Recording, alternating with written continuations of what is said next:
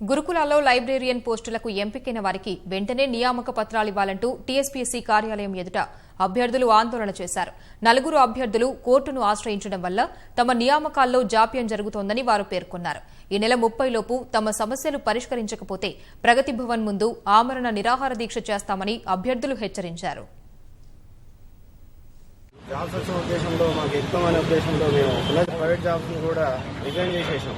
కానీ తీరా వస్తే కోర్టు కేసు అన్నాం. సరే కోర్టు కేసు పరిష్కారం అవుతుందేమో అని ఎదురు చూసినాం. కానీ అది కాస్త 8 నెలలు దాటిపోయింది.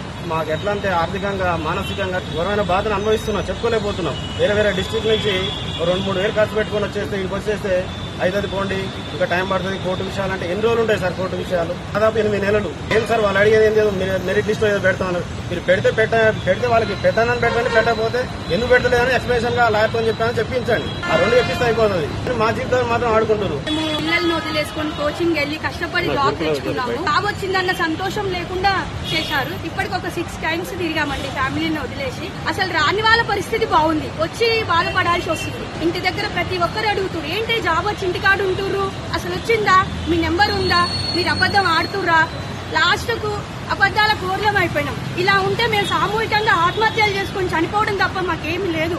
కోర్టులో కేసు ఉంది సరే సార్, ఇన్ని హియరింగ్స్ అయినా కూడా మీరు ఇంకా కోర్టు కేసుని ఎందుకు క్లియర్ చేయలేకపోతున్నారు?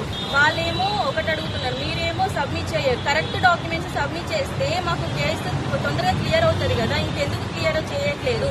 ప్రాబ్లం ఎక్కడుంది? మాకు ఇన్ని నెలల నుంచి మాకు జాయినింగ్ ఆర్డర్స్ ఎందుకు ఇవ్వలేకపోతున్నారు? మాకు ఈ రోజు కనుక్కోవడానికి ఇక్కడికి వచ్చాం సార్.